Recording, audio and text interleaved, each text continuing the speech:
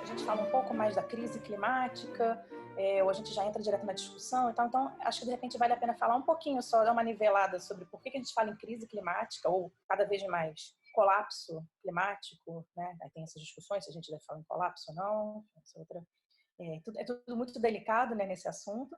Então, de repente, eu vou tentar passar rapidamente algumas imagens, alguns gráficos, para a gente ter uma pequena alfabetização, digamos assim, em ciência climática, muito rapidamente, e entrar nos dois pontos que eu queria conversar com vocês hoje, né, que é a relação que a gente pode traçar entre a pandemia atual e outras possíveis futuras, com esse planeta cada vez mais instável que a gente está começando a viver, que a gente, a ideia do conceito de antropoceno, que a Flora já mencionou, é um pouco isso, né? A gente está entrando cada vez mais num mundo de muitas incertezas e por conta da ação humana, também com muitas aspas, mas enfim, depois a gente fala disso. E o outro aspecto é pensar como é que essas crises todas que a gente está vivendo hoje, políticas, migratórias, sociais, de desigualdade, neoliberalismo, tudo isso, essa é a tese de um dos filósofos que mais estuda esse assunto, Bruno Latour, tudo isso está muito relacionado à crise climática. A gente não vai entender nada da política nos últimos 50 anos se a gente não coloca a questão do clima no centro da análise. Então, o que eu vou propor aqui para vocês é a gente, né, da perspectiva do clima e da ecologia, fazer uma análise mesmo do mundo que a gente está vivendo, político, né, epidemiológico, sanitário, e, sobretudo, entender que nada mais, essa crise ecológica e a crise sanitária, no fundo, nada mais são do que uma crise diplomática. E aí que eu acho que eu vou explicar por quê. Né? Eu acho que aí vai ser muito legal o contato com a Natasha nesse sentido. É uma crise política e diplomática, no fim das contas. Então, eu posso compartilhar aqui, Flora? Eu posso, né? Pode. Vamos compartilhar. Tá. Cadê? Só preparei, então, só umas imagens. Vocês estão conseguindo enxergar bem? Estamos. Ah, legal. Então tá. Deixa eu fechar aqui que eu fico me vendo. É muito estranho a gente se ver enquanto a gente fala, né? Em primeiro lugar, queria só perguntar se algum de vocês já viu essa imagem, se parece um código de barras, né, colorido, e se alguém saberia me dizer o que é, o que significa isso aqui. Alguém saberia? Alguém me avisa, porque eu não estou vendo as mãozinhas assim, se levantarem. Então. Um arco-íris com duas cores. Um arco-íris com duas cores. Não deixa de ser, né? A gente está vendo duas cores. Mas ele representa alguma coisa. Vocês conseguem ter alguma... Alguém já viu isso? Porque isso na época que fizeram essa representação, bombou, assim, na internet, no Twitter, ficou mó... Bom, então eu vou acabar com o suspense, que a gente também não tem muito tempo. Isso aqui é uma representação do gráfico de aumento da temperatura desde a Revolução Industrial até hoje. Né? Então, a parte azul significa as temperaturas mais baixas e a parte vermelha as temperaturas mais altas. Então, se a gente... Não sei se vocês conseguem ver. Vocês conseguem ver o meu cursor? A gente está vendo aqui que ao longo do século, metade do século XIX, estava aqui, né? É um azul. Claro que tem variações, né? Que a ciência climática mostra muito isso. Variações de temperatura são as coisas mais comuns de acontecer, porque a gente está falando do clima. O clima ele é composto por milhares de variáveis, diversas influências agem sobre a situação da temperatura, da percepção, inclusive, da temperatura que a gente tem no planeta. Aqui a gente está falando, inclusive, de temperatura global média do planeta, então não quer dizer, aqui não inclui todas as variações locais, né?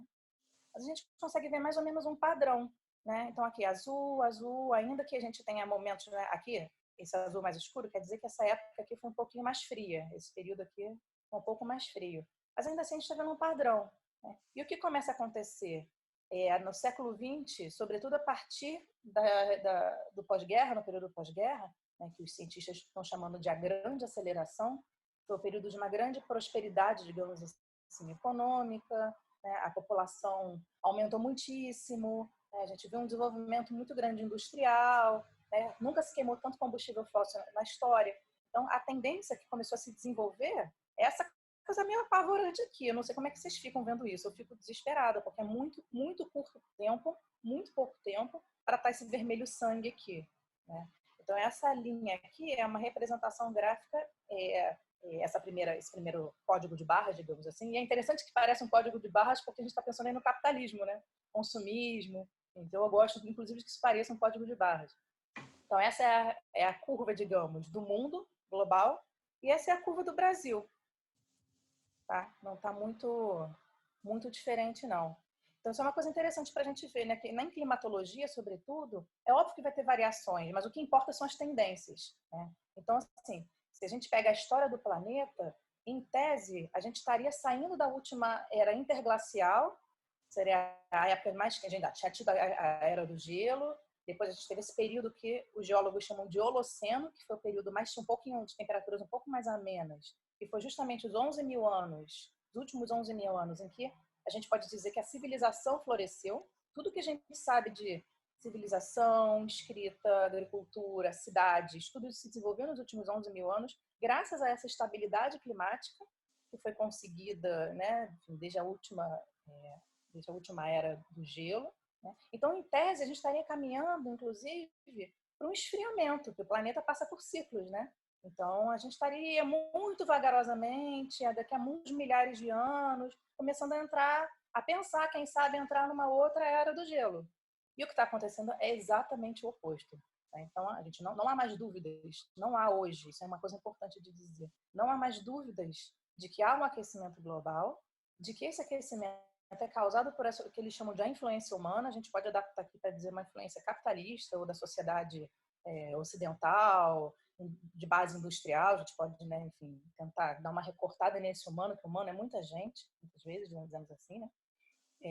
É inequívoco esse aquecimento, está acontecendo e as consequências são muito preocupantes. E a gente vai ver um pouquinho por quê, tá? Se vocês tiverem alguma dúvida, alguém me chama, tá, gente? Eu ia só te perguntar, Aline, para a gente entender melhor esse gráfico, a imagem começa em que época?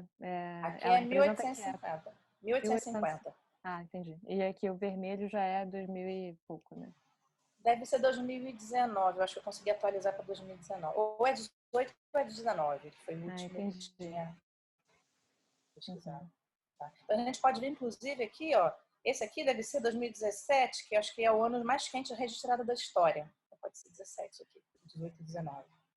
E, assim, uma coisa importante que a gente, né, quando a gente ouve muito, não sei se vocês já ouviram falar no termo negacionismo climático. Né? Eles se chamam, às vezes eles falam ceticismo climático, mas, na verdade, prefere-se falar em negacionismo porque o ceticismo ainda é uma virtude, né? O ceticismo é uma dúvida saudável. A ciência... Fala. Ah, tá. Eu vou embora.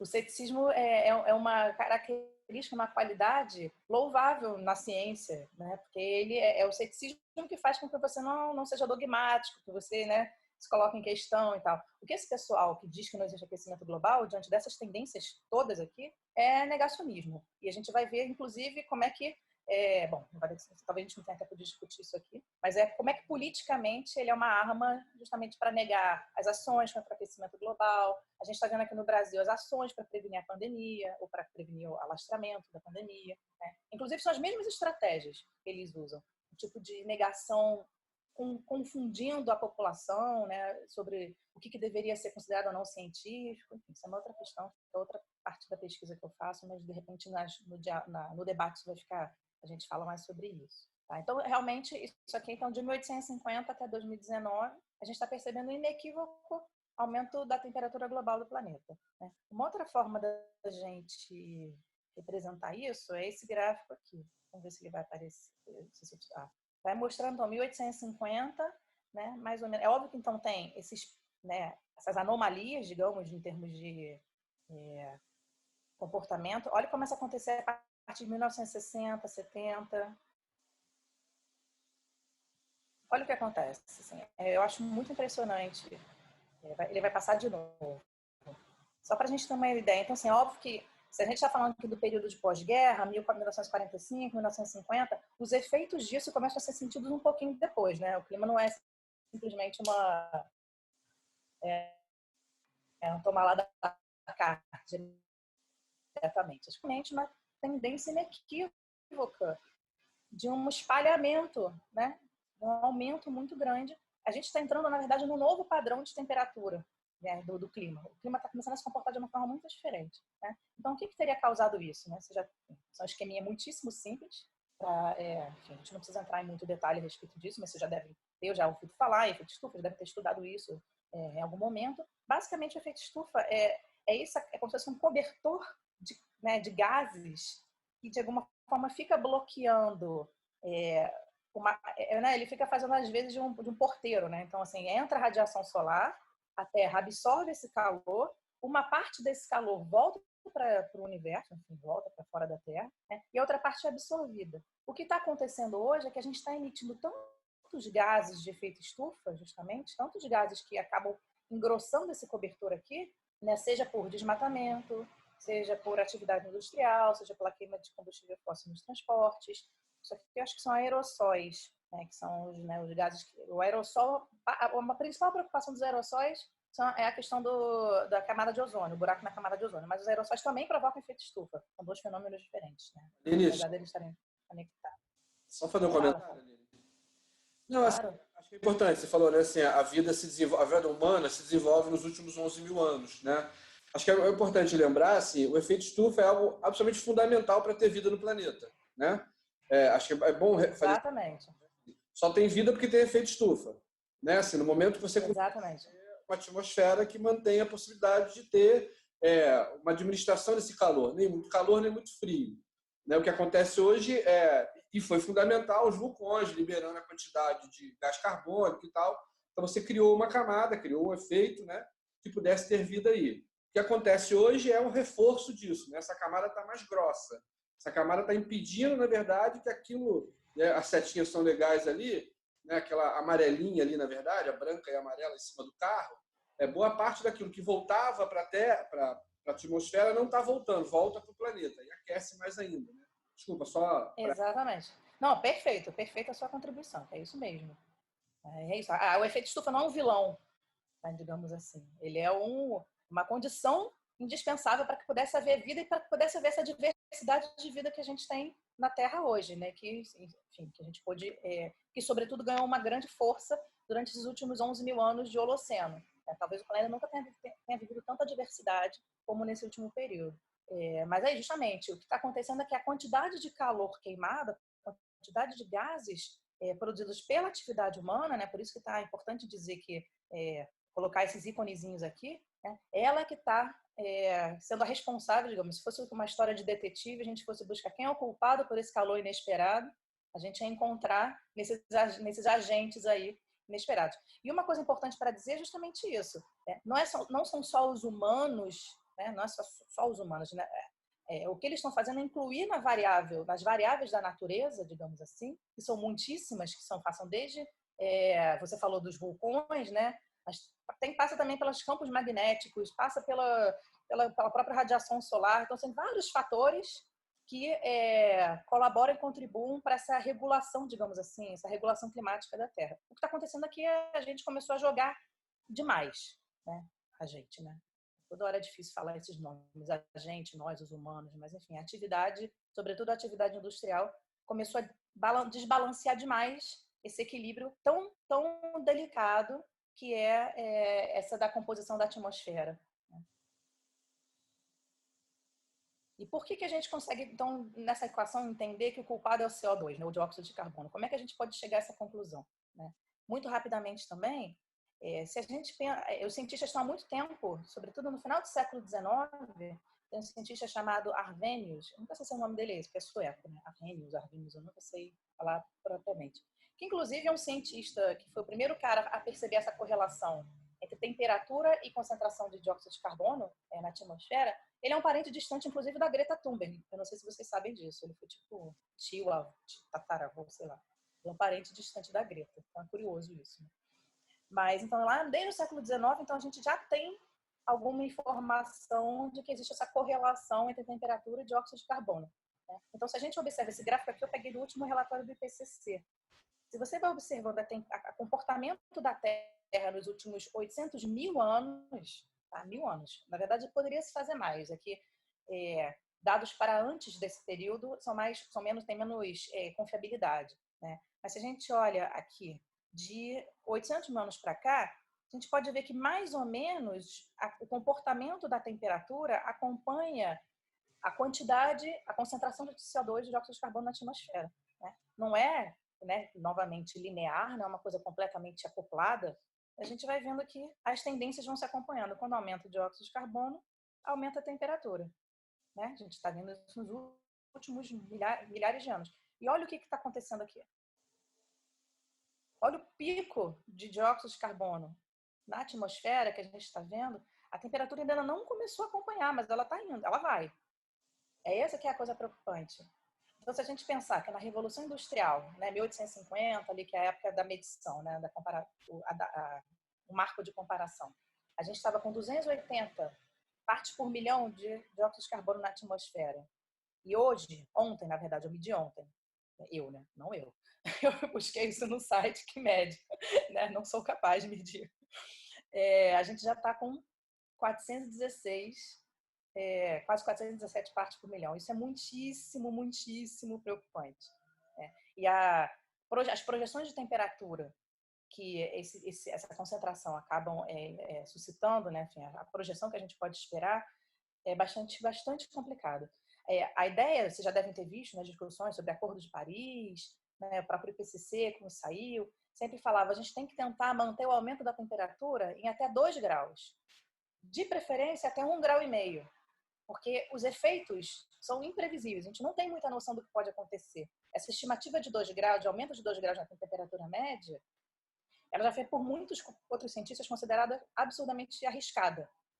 É por isso que depois o próprio IPCC, né, o painel intergovernamental sobre mudanças climáticas, ele próprio reviu e falou, não, olha, a gente tem que chegar a 1,5 graus.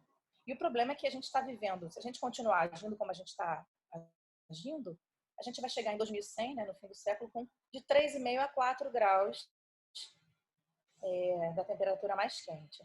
Pode parecer nada, né? Porque, sei lá, de ontem para hoje, né, a temperatura já diminuiu, a gente não morre, né? Assim, uma diferença. Mas quando a gente fala em temperatura global, isso faz muitíssima diferença. Até a própria ideia de temperatura global é uma certa de uma abstração, uma convenção para a gente tentar fazer essas medidas, porque a gente não sente a temperatura global do planeta, a gente só sente localmente, né?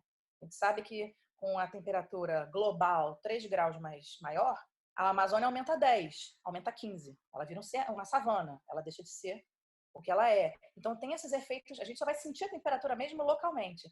Mas é importante lembrar, por exemplo, que a diferença de temperatura média global de uma época glacial, ou seja, da era do gelo, para o Holoceno, era de apenas 5 graus. 5 graus na temperatura média fez a diferença de um planeta completamente congelado para um planeta, né, gostosinho que a gente vive hoje. E o que agora vocês conseguem, a gente não tem ideia do que é um planeta 4, né, 3,5, 4 graus mais quente. A gente não tem ideia, né? Nem nós, enquanto humanos, nem muitíssimas outras espécies que compartilham aqui o planeta com a gente, né? Então, eu não vou entrar muito nessa parte, né? Então, enfim, essa parte aqui é o antropoceno, é por isso que se fala, alguns cientistas estão propondo chamar essa nova época, na verdade, eles estão dizendo o seguinte, olha, a gente vivia no Holoceno, só que a transformação que a atividade humana está provocando no planeta é de tal ordem, de tal magnitude, que a gente não pode dizer mais que a gente está na mesma época. A gente tem que começar a chamar ela pelo nome que ela merece, que é antropoceno.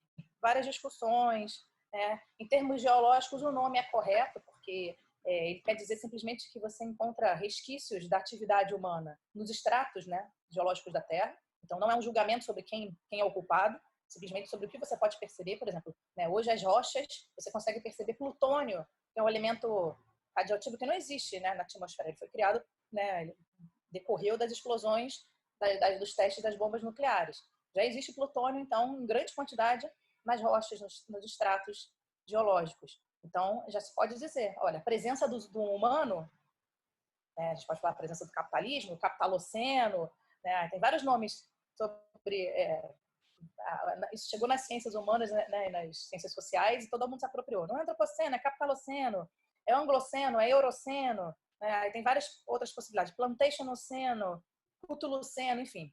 Tem várias fabulações, digamos, em cima do nome antropoceno, mas geologicamente, o que ele quer dizer isso, que a gente já percebe a nossa Terra profundamente modificada, não só na sua superfície, mas também chegando até a mexer nos ciclos da Terra, né? Os ciclos biogeoquímicos da Terra estão sendo alterados, por conta das atividades humanas, né? Mais simplesmente uma coisa que você via ali só na superfície, né? E isso é muito grave. É contra isso que a gente tem que... A Donna Haraway é uma filósofa que ela fala sempre isso. A nossa obrigação é tornar o antropoceno... A gente não tem que pensar o antropoceno como uma época. Pensar o antropoceno como um limiar em que nada do que vai vir depois vai ser como veio antes, como era antes. Tudo vai ser diferente a partir de agora. Então, nossa obrigação tem que ser de tornar essa época, esse limiar, o mais fino, o mais curto possível. Essa é a nossa obrigação. A gente vai falar um pouquinho mais da Donna Haraway, que é uma ótima pessoa para pensar essas coisas. Então, só para a gente retomar a ideia dos gráficos que a gente falou logo no início, por que se tem falado que o pós-guerra é esse período chamado de a grande aceleração? Porque justamente foi a partir de 1950, mais ou menos, que todos os gráficos de tendências socioeconômicas, a população do mundo, o produto, o PIB do mundo, o investimento, né, a questão mais de financiamentos e o sistema capitalismo financeiro, o uso da água. Olha o salto que deu. Todos os gráficos têm o que eles chamam dessa figura do bastão de hóquei. Todas essas grandes tendências aumentaram muitíssimo a partir de 1850. E, acompanhando esse aumento, essa tendência também de degradação no sistema da Terra. Dióxido de carbono, aumento do óxido nitroso, que tem a ver com a agricultura, o ozônio estratosférico. Todos, então, a gente pode ver claramente que, digamos, a prosperidade da nossa sociedade capitalista gera como produto direto a degradação, em muitos casos, irreversível da Terra. Então, é essa link que a gente tem que começar a fazer, essa conexão que a gente tem que começar a fazer. Uma coisa não existe sem a outra. Então, pelo menos o modo como a gente entendeu abundância e prosperidade até hoje foi às custas de uma degradação da Terra difícil de contrabalançar. Tem um historiador chamado Dipesh Chakrabarty, ele tem uma frase linda, que é: a mansão das liberdades modernas está assentada sobre uma base de combustíveis fósseis. Então a gente tem que lembrar disso o tempo todo, As custas do progresso do humano, o progresso humano foi se deu às custas da degradação da vida, da possibilidade de vida dos não humanos. A gente pode colocar desse jeito. Enfim, aqui é um outro... Essa parte é mais deprê, gente, foi mal. Mas é porque a mudança climática é só um problema. É só um. Alguns cientistas mapearam pelo menos mais 9 processos biogeoquímicos que também estão em profundo desarranjo. Eles fizeram esse gráfico para mostrar o seguinte: olha, a gente deveria, enquanto humanidade, se a gente quisesse viver num planeta minimamente estável, se a gente quisesse ter condições ainda de seguir nutrindo sonhos de prosperidade, a gente deveria estar operando dentro desse espaço aqui, Safe Operating Space, não sei se vocês conseguem ler, é o espaço seguro. Então, eles fizeram cálculos para dizer, olha, o quanto de mudança climática a gente poderia tolerar para o planeta não ficar completamente louco. O tanto de degradação da integridade da biosfera, ou seja, extinção, aniquilação biológica e tal, a gente conseguiria tolerar.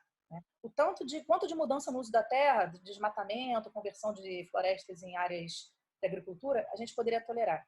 Então, olha como é que a gente já ultrapassou completamente a maior parte deles. Outros estão em vias de ultrapassar.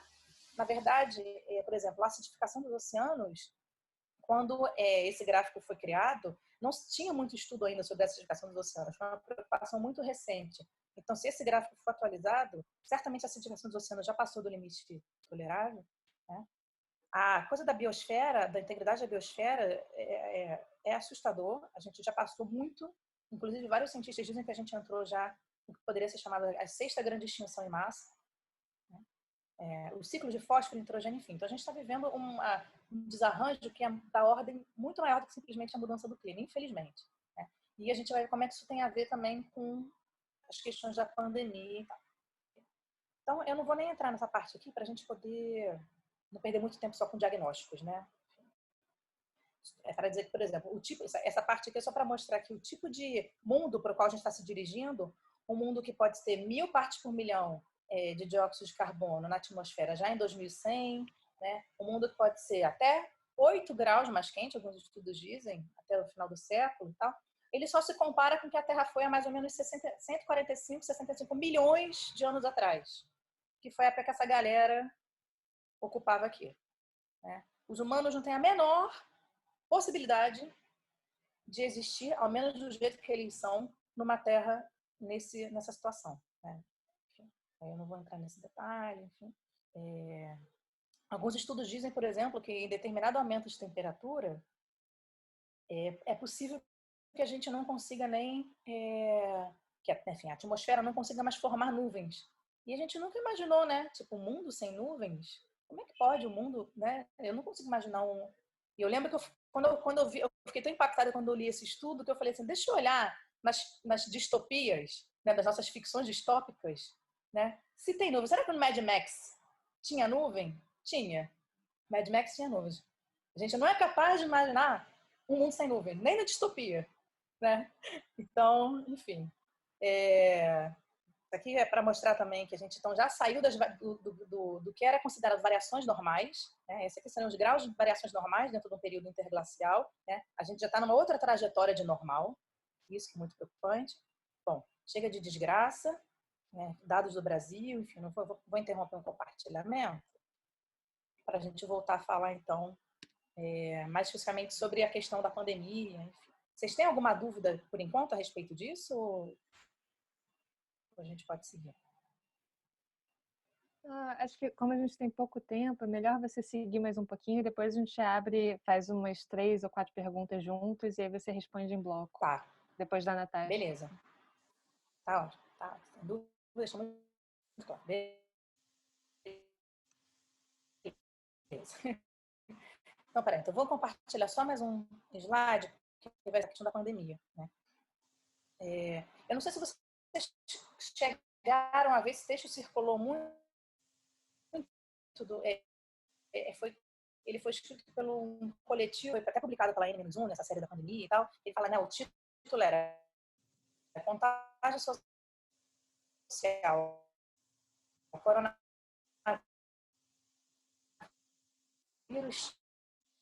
China, capitalismo tardio e o mundo natural. Então, eles falam que a certa altura do tempo, à medida que a acumulação de capital inclui gente. Parece que eu queria... Aqui, achei. Tá, tá misturada. À medida que a acumulação de capital inclui novos territórios, os animais serão empurrados para áreas menos acessíveis, onde entrarão em contato com cepas de doenças previamente isoladas, enquanto esses animais se tornarão alvos de mercantilização, já que até as espécies de subsistência mais selvagens estão sendo inseridas em cadeias de valor agroeconômicas. Da mesma forma, essa expansão empurra os humanos para mais perto desses animais e desses ambientes, o que pode aumentar a interface e o transbordamento entre populações não humanas.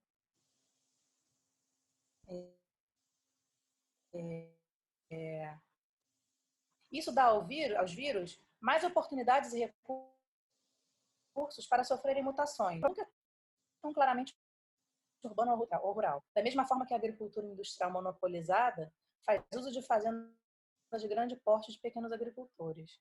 O que eles estão querendo dizer aqui, então? O capitalismo, então, ele vai empurrando, ele vai criando oportunidades. Estava confuso, gente, por alguma bobagem que eu mexi aqui, o texto correu todo. Conforme o capitalismo vai expandindo as suas fronteiras, sobretudo agroecológicas, ele vai empurrando não só animais, como outros seres humanos que vivem nessas áreas, sejam indígenas ou sejam que vivem em áreas rurais, vai empurrando esses seres, né, humanos e não humanos, digamos, para áreas que antes das quais eles não faziam parte, que não integravam o ecossistema deles. Né? Então você vai começando a entrar em contato com cepas virais, digamos, ou outros organismos com os quais o seu organismo não está preparado para interagir.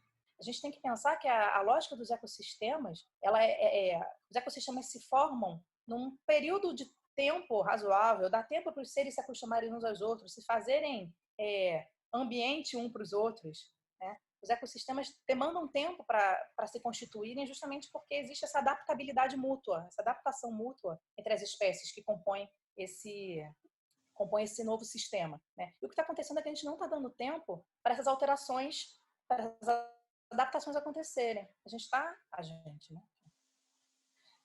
essas espécies estão sendo empurradas cada vez mais para fronteiras, entrando em contato com entidades que elas não conheciam. Então, é tão mais complicado porque os animais vão entrando em contato, os humanos vão entrando em contato também, tanto porque comem esses animais, quanto porque começam a viver nessas áreas. Ainda tem outra perversidade que, por conta de questões econômicas, sociais e falta de alimento, muitas vezes, como foi o caso da China, né? Houve uma grande crise econômica alimentar, inclusive, por conta da gripe suína. Né? Então, houve problemas de alimentação e, por conta disso, a população teve que buscar novas fontes, né, de novas maneiras de se alimentar. Então, esses animais selvagens, silvestres, que entraram em contato com essas cepas virais desconhecidas, voltam para o sistema, voltam inclusive para a cidade, no meio desse mercado de carnes exóticas.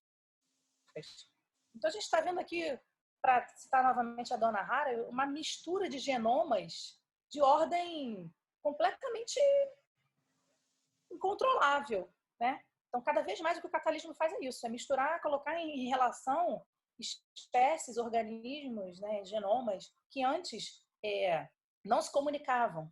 A própria ideia da crise ecológica é um pouco isso, né? Porque devastações ambientais sempre aconteceu ao longo do Holoceno inteiro. A gente sempre, né, os homens sempre destruíram localmente florestas, né? Queimada, houve extinções dos grandes mamíferos, isso tudo aconteceu. O que acontece agora é que os impactos transcendem as barreiras dos ecossistemas. Então, a emissão de dióxido de carbono, né, pelo meu carro aqui no Rio de Janeiro, não tem, ela está impactando o derretimento das geleiras na Antártica, entendeu? Na Antártida.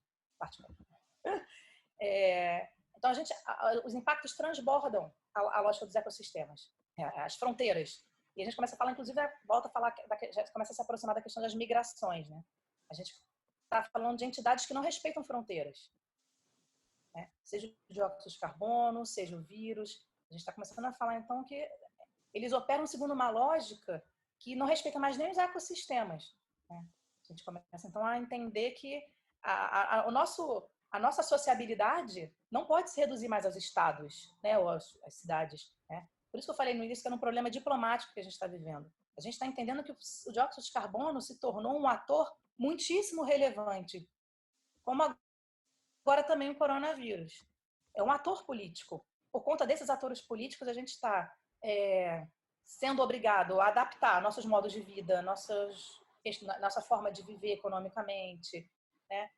Nossas opções. Né? Então, são atores políticos. Será que a gente vai ser capaz de fazer uma diplomacia com esses novos atores? Será que a gente vai ser capaz de acolhê-los bem nesse nosso seio político? Acho que é disso que se trata. É por isso que se trata mais de política, efetivamente, do que de qualquer guerra, né? A guerra. É melhor a gente pensar justamente uma melhor convivência com essa metáfora da guerra, de destruir o inimigo, de aumentar as fronteiras. Né? A questão, então, acho que para o debate a gente mantém, acho que pode pegar a partir desse ponto. Né? E outro aspecto que eu queria só lançar, desse argumento do Bruno Latour, no último livro dele, que está até aqui, porque eu estou... Vai ser lançado para o português, porque eu estou participando, fazendo a revisão da tradução. Por isso ele está aqui do meu lado. E o argumento do Bruno Latour é muito, muito contundente, muito claro. Ele diz isso. A gente não vai entender nada das crises migratórias, dessa obsessão por fronteiras e por identidades nacionais muito recrudescidas, né? Inclusive do neoliberalismo, da desregulação, da desigualdade social. A gente não vai entender nada desses fenômenos políticos dos últimos 50 anos se a gente não entender que é a questão climática que está organizando e que está no centro desses processos. E a hipótese dele é o seguinte: essas pessoas, os negacionistas, sobretudo, o nome do livro é O Aterrir, Onde Aterrissar. Está dando para ver. Eu posso mandar também para vocês, enfim, eu tenho PDF.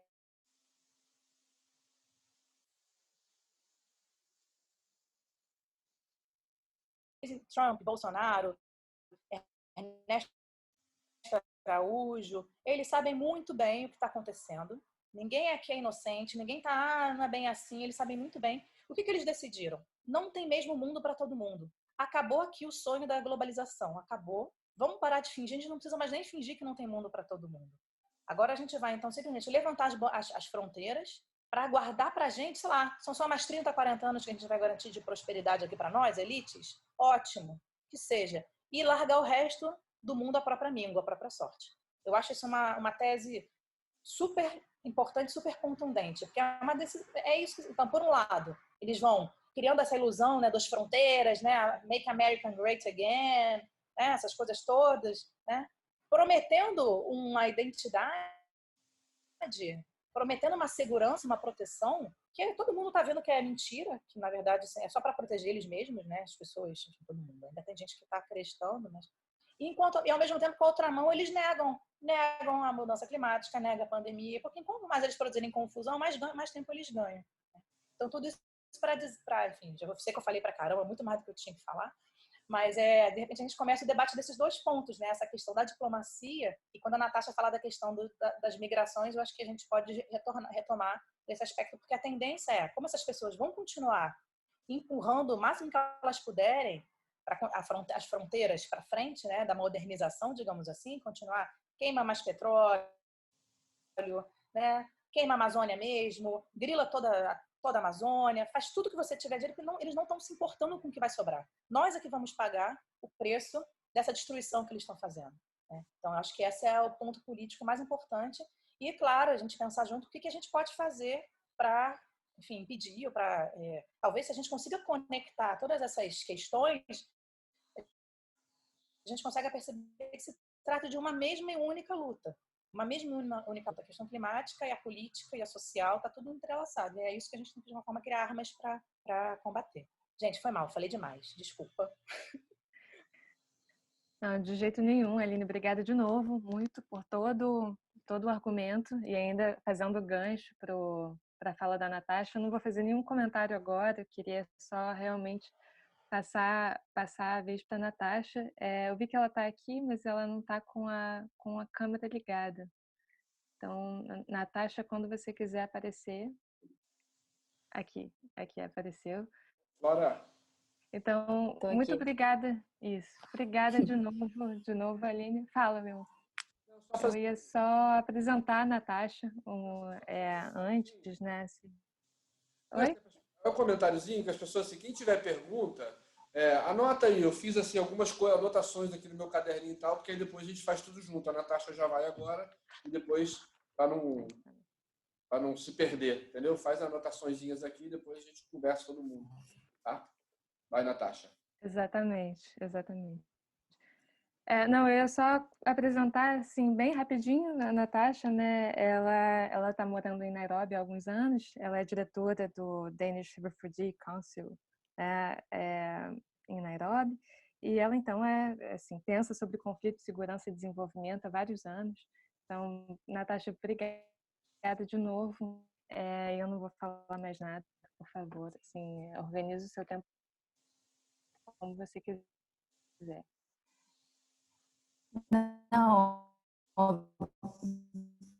eu acho que a discussão de clima, migração, conflito e como todas as dinâmicas se retroalimentam não é bem presente dos Grandes Lagos. Então a gente cobre com o Conselho Dinamarquês de Refugiados 9 países. E eu vou fazer uma apresentação um pouco da prática, e é uma boa referência com o que a gente acabou de ouvir, porque eu acho que ainda na América Latina a gente não vê tão fortemente, o impacto não é tão forte como aqui, quando você vê como todas essas relações se reforçam e com o tempo.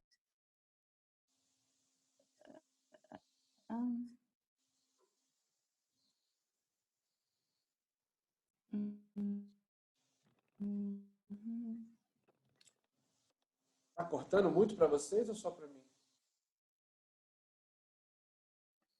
Por enquanto dá para ouvir bem, mas está cortando um pouquinho.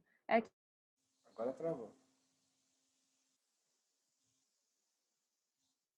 Eu ainda não sei se é uma questão de computador, se não está mostrando. Acontece, tecnologia. Sua câmera está desligada, Natasha. O que eu queria mostrar... Não, Leão, para mim ela tá aparecendo. Bom, problema comigo então. Não, tudo bem. Deixa eu ver se isso não aparece. Eu abdico das fotos. Eu ia mostrar o primeiro campo de refugiado em Dolo, aqui, e mostrar o Ahmed Mohamed Fatuma, um grupo de crianças que estavam aqui em Dolo, para mostrar um pouco a idade média dos refugiados na região, mas também explicar um pouco da questão da migração aqui. Você tem uma comunidade pastoralista muito grande. Imigração, de forma nenhuma, não é natural para a população daqui. Você tem pastoralismo desde muito tempo. O que é um grande problema é a questão do deslocamento forçado, onde a gente vê que a maioria, ou o tempo médio de refúgio na região é 17,8 anos. Ou seja, as crianças que eu ia mostrar, que têm 8, 9, 10 anos, ficariam nos campos até 20, 28 anos antes de encontrar uma solução que se chama uma solução sustentável para o refúgio. Ou seja, a vida toda delas seria num campo de refugiados, com um número enorme de limitações. O Conselho Dinamarquês de Refugiados hoje acessa mais de 5 milhões de refugiados e a gente está olhando a números de 70 milhões, mais de 70 milhões de refugiados no mundo todo, em áreas de fragilidade, e principalmente nas áreas de fronteira, onde a dinâmica de clima ou de adaptação, fragilidade e violência ou violações de direitos humanos tornam uma situação já precária ainda muito mais precária.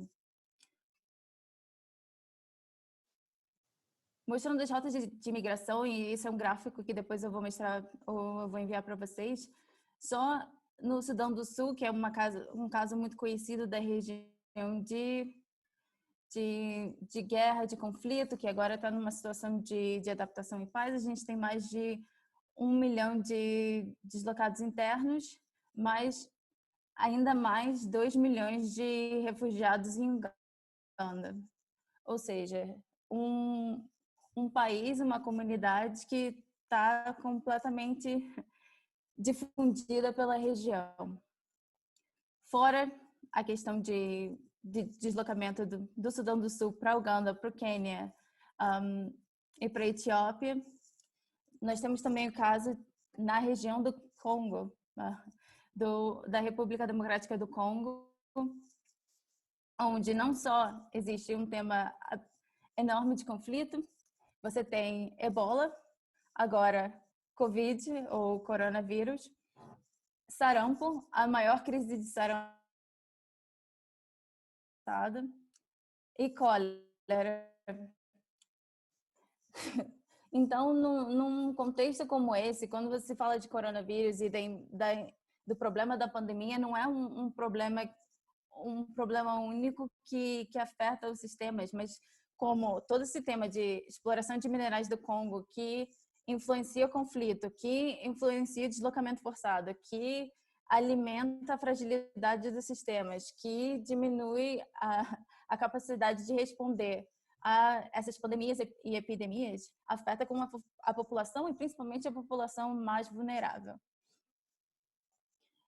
E mostrar também casos que estamos vendo muito forte na região, que é o tema de países como Burundi ou Tanzânia, que raramente se ouve no Brasil, mas que completamente negam a existência ou de Covid. O Burundi, metade da população sofre com malária. Eles acabaram de ter uma crise enorme de cólera, mas com a eleição chegando, existe essa decisão política de não só ignorar as respostas médicas, mas também expulsar o pessoal humanitário, expulsar o representante das Nações Unidas, ignorar que existe deslocamento forçado ou tema de refúgio pela violência contra as populações, novamente, da margem, e nesse caso uma margem literal, porque são a população que vive nas fronteiras, com a aliança com a Tanzânia, que também vai ter uma eleição, que também tomou essa decisão política de oprimir a população civil e ignorar o tema de refúgio e enviar forçosamente as populações de volta para o Burundi, onde certamente vão sofrer violações de direitos humanos. Então, nesse tema já complexo, onde vamos ver eleições, como já região também, Somália, que é um país que está novamente em conflito, Uganda, no ano que vem, com um presidente que está no poder desde 76, e Etiópia, esse ano também, com eleições muito contestadas, e em 2022, as eleições do Quênia. Houve um tema de violência eleitoral muito grande no Quênia e existe um medo que, novamente, o processo eleitoral, sem o tema de coesão social, discussão, divisão democrática de poder, possa ressaltar os conflitos existentes no país. Como se a situação não tivesse suficientemente complicada com temas políticos, com sistemas climáticos, com questões étnicas que são manipuladas pela política. Também tem a situação eu não sei se vocês têm acompanhado, dos gafanhotos, dos locusts, que vieram do Iêmen, também um tema de mudança climática, de mudança dos ventos, vindo para a região, para a Somália, Etiópia e Quênia, movendo já para Uganda e Sudão do Sul. São enxames de gafanhotos que comem o suficiente para 35 mil pessoas num espaço de algumas horas. Com o tema de Covid, com uma restrição de acesso, porque é uma restrição de acesso, você não pode viajar, não pode voar e não pode ter o processo de enxame de apoio para essas populações. Então, de uma situação de 27 milhões de pessoas nessa região que já precisam de apoio direto para se alimentar, são 27 pessoas que recebem comida de organismos humanitários diariamente. Você tem 23 milhões de pessoas que estão em estado de insegurança alimentar, e a gente está vendo um prognóstico de triplicação desse número nos próximos 6 meses pelo tema dos gafanhotos, Covid e, se não fosse suficiente, com as enchentes. Então, por que eu estou ressaltando todos esses temas, que parece também uma questão de tragédia? Porque quando a gente fala, às vezes no Brasil ou nos Estados Unidos ou para as pessoas da Dinamarca, que existe uma relação muito forte entre clima, entre violações de direitos humanos, entre problemas estruturais de divisão de poder, que não existe economia sem ecologia, que com a degradação da ecologia não vamos existir, vai ser a própria extinção, mas também que existe essa exacerbação de fragilidade em todos os níveis. É às vezes muito difícil de visualizar o que isso significa. E aqui nessa região é muito fácil de visualizar porque é a realidade. É a realidade da maioria dos países em que a gente está vivendo aqui. Então, se vê que nos próximos 6 meses, potencialmente 111 milhões de pessoas vão estar em situação de segurança alimentar pelo tema das pandemias, pelo tema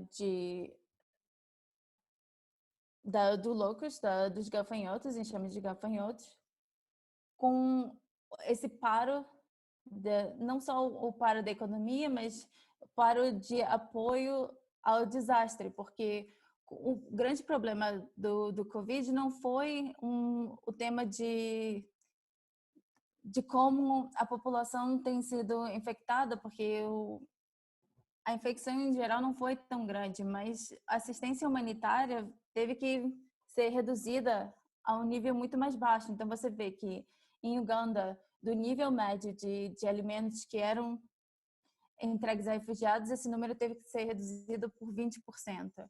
No Burundi, em 30%. Novamente falando que são já populações que estão em tema de segurança alimentar, não é 20% de uma alimentação normal. Ou seja, chegando a um ponto de fragilidade muito intensa, onde a recuperação já é muito difícil. E trazer o caso da Somália, porque não só o tema dos gafanhotos, da eleição, das enchentes, quando a gente fala de resiliência para populações que simplesmente não tem nenhuma estrutura de apoio, e quando falam, para mim é sempre muito irônico quando as pessoas falam que o governo está muito forte, que não tem que ter intervenção do governo. Tem um lado bem negativo de não ter nenhum tipo de estrutura e de estado de bem-estar social.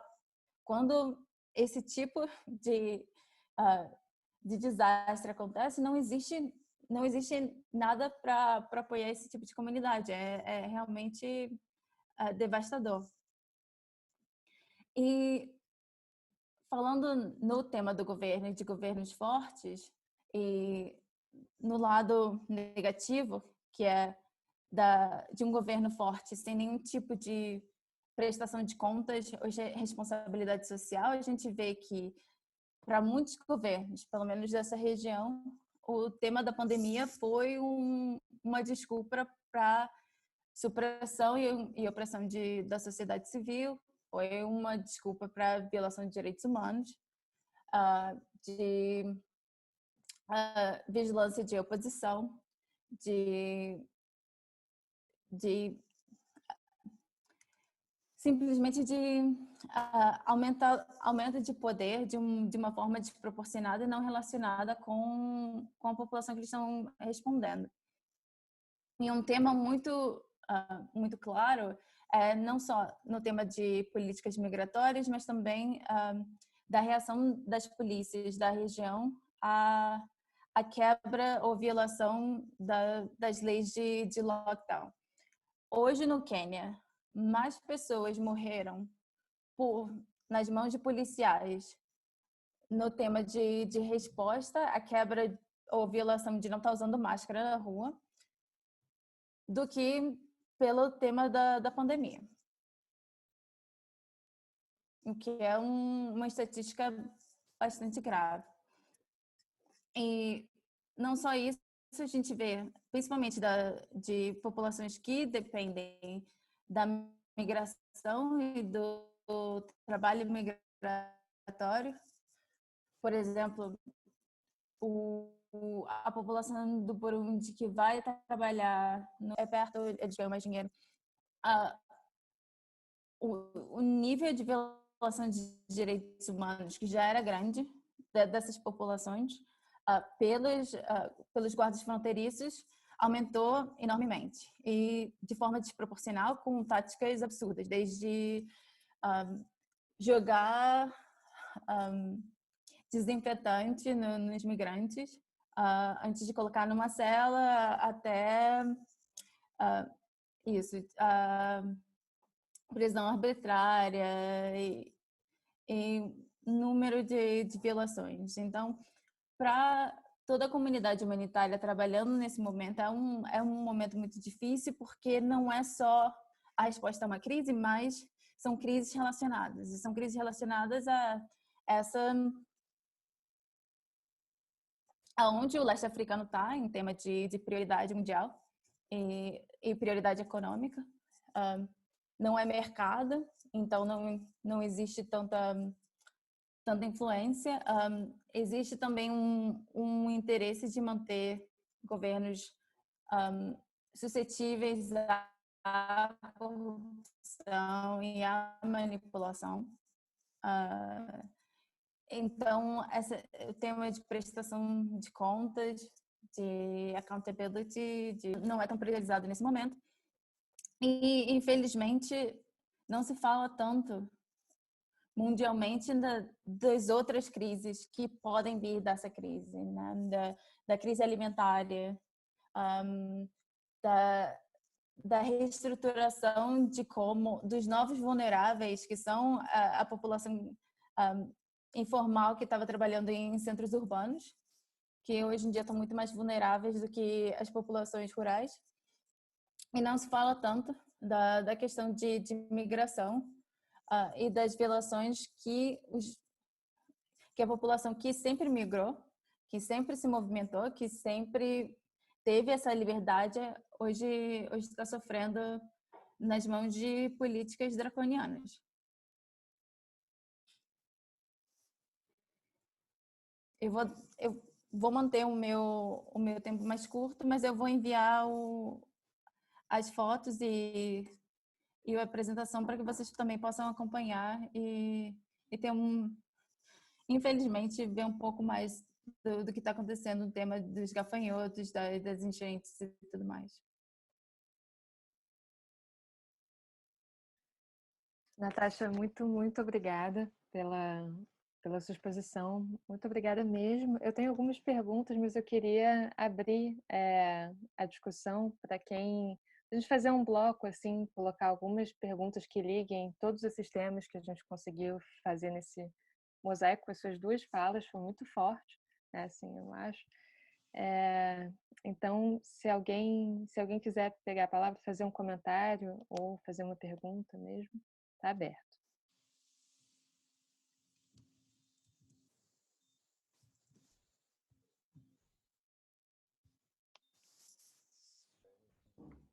Eu não sei, então vou esquentando um pouquinho, assim, a máquina de perguntas vai vindo quando o debate vai começando. Eu tinha várias perguntas para a Aline, mas agora que a Natasha terminou nessa nota mais concretamente política enfim, a gente tem a sensação de que a gente está vivendo um momento de deslocamento tão profundo e com tantas variáveis que estão mudando, que realmente tem pactos sociais que estão sendo feitos agora que vão ter um lastro muito forte para os próximos anos. Essa é a sensação quando a gente tenta pensar em níveis históricos, né? E uma das coisas que me chamou a atenção em relação ao contexto africano é que teve o debate sobre as dívidas, que são dívidas históricas, né, de países africanos em relação à Europa, está voltando à superfície de um outro jeito. Então, como essas informações são meio truncadas e confusas, eu não sei, Natasha, se você pudesse, enfim, se você tiver informações sobre isso, se você quisesse falar sobre isso, porque, né, assim, do lado de todas essas injustiças sociais que acontecem por causa da implementação do capitalismo de exploração, a gente também tem traços do colonialismo, que no Brasil nunca foi superado e na África, em muitos sentidos, também não foi superado, né? Enfim, muitos traços do modo como a própria indústria acontece na África tá ligado com isso que eles chamam de France-Afrique, né? Assim, como tem indústrias francesas que dominam as economias de muitos países, no Burkina Faso, não sei. Então, queria te perguntar sobre essa questão mais concreta, assim, se você tiver alguma notícia. É complicado porque, sim, você tem uma relação muito forte e traços coloniais que se veem aqui, desde o Congo até o Quênia. A maioria das áreas de conservação são de antigos ingleses que ainda são das famílias, ainda continuam com propriedade do território. Então, isso não mudou. Mas tem um lado problemático também da questão de perdoar as dívidas e liberação das dívidas e dessa discussão das dívidas, porque em muitos casos, é uma relação para permitir a exploração de recursos naturais. Por exemplo, no caso da Somália, isso foi claro. Para você poder ter o nível de exploração de petróleo e de minerais que ainda não foram explorados na Somália pelo tema do conflito, você precisava entrar em uma negociação com o FMI para diminuir o nível de risco do país.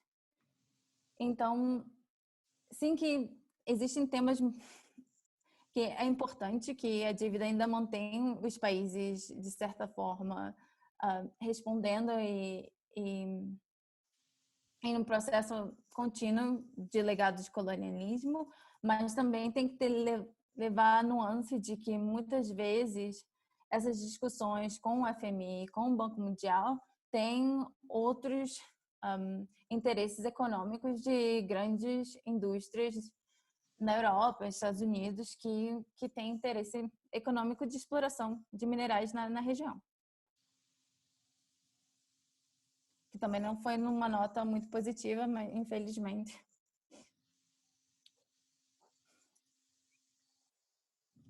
E para fazer também outras costuras, né? Assim, a gente falou sobre desinformação, né? Confusão, a Aline estava falando sobre isso, né? O negacionismo é um instrumento político nesse sentido, né? De que a gente entendeu que os recursos estão limitados.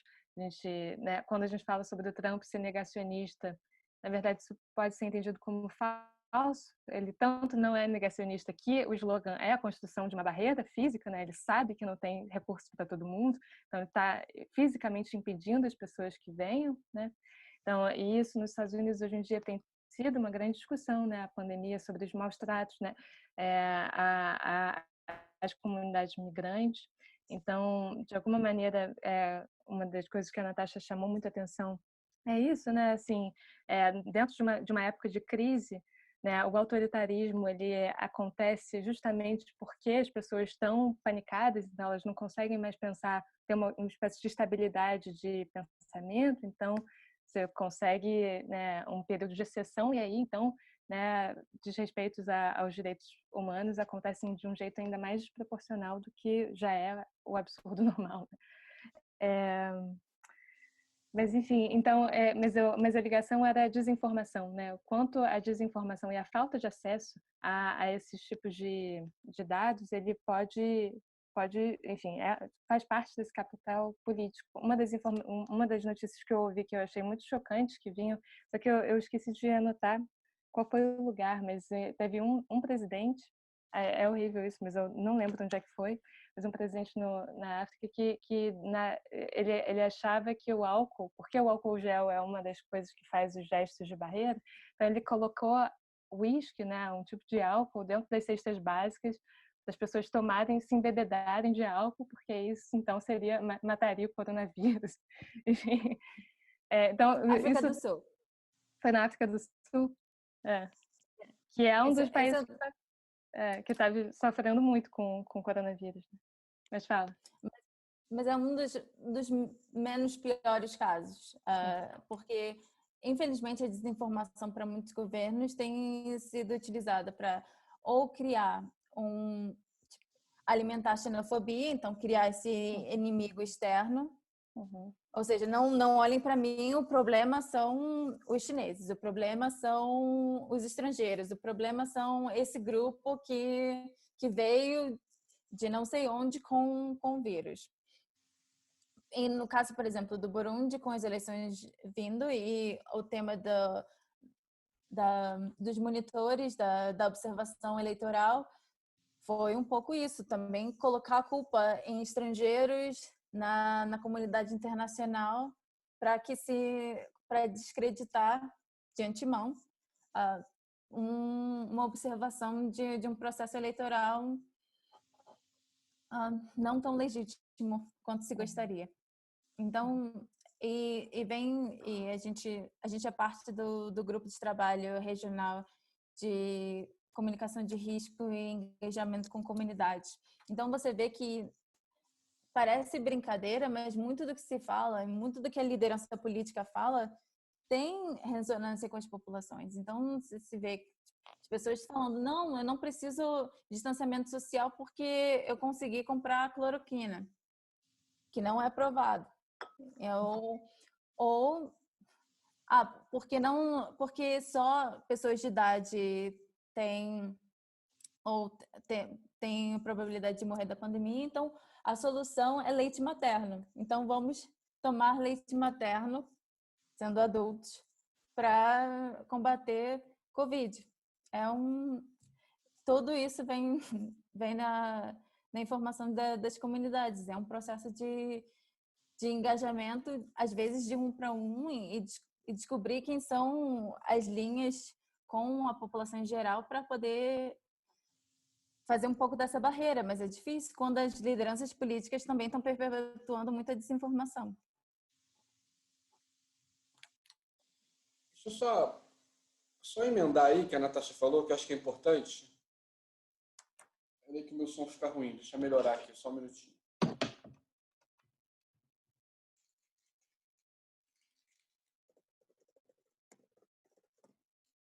Estão me ouvindo? Sim. Tá. Sim. É porque você falou, eu ia falar uma coisa da hidroxicloroquina, né? Assim, e essa coisa da desinformação. É muito assustador isso. Só um exemplo que você deu, que eu acho que é importante. Ontem, aqui na LERJ, né, no Rio de Janeiro, estava tendo um debate sobre isso. Um deputado governista trouxe esse debate da hidroxicloroquina aqui para o Brasil, que é muito forte. O Brasil produz bastante, ela serve para algumas doenças e tal. E essa galera de extrema direita tem colocado muito isso. Assim. O debate durante 3 horas foi absolutamente assustador, muito assustador. Exatamente nessa lógica de que vocês da esquerda, a fala foi essa, né? Vocês da esquerda são responsáveis pelo massacre, pelo genocídio que está acontecendo no Brasil. Vocês não estão apoiando, não estão aprovando, na verdade, ele queria isso, que aprovasse a hidroxicloroquina desde o início do tratamento. E aí ele citava um médico estadunidense, outro sueco e tal, que dizia que isso era necessário, era fundamental. É óbvio que não precisa ter dados importantes, né? Porque se isso fosse verdade, não tinha morrido, ou está morrendo tanta gente nos Estados Unidos, por exemplo, ou no mundo todo. Mas é muito assustador. E é uma galera muito ligada, enfim, a questão religiosa e tal, que vai trabalhando esse tipo de coisa.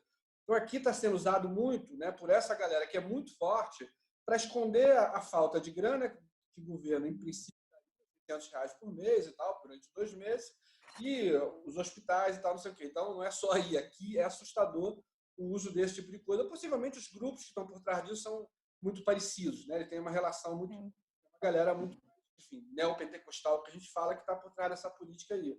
É muito assustador. Assim. Ontem eu já sabia disso, mas fiquei abismado com esse debate, a forma que as pessoas vão levando esse tipo de coisa.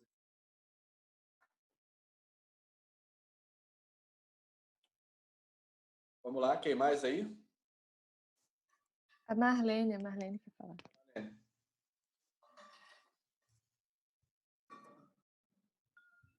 Bom dia, gente.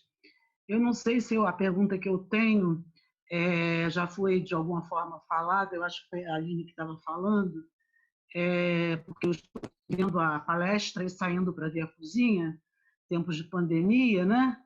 Então, eu estava lendo outro dia no site do Meia Pouco, em que perguntavam a ele sobre se ele estava escrevendo, e ele dizendo que não havia condição de escrever nesse momento, e ele tem um momento da fala dele em que ele diz que o vírus não é inimigo do homem e que o homem precisa do vírus, né? Então, muitas das nossas mutações, mudanças, ele dá até o exemplo da placenta, né? Seria consequência do vírus mesmo. Então, o nosso inimigo não é o vírus.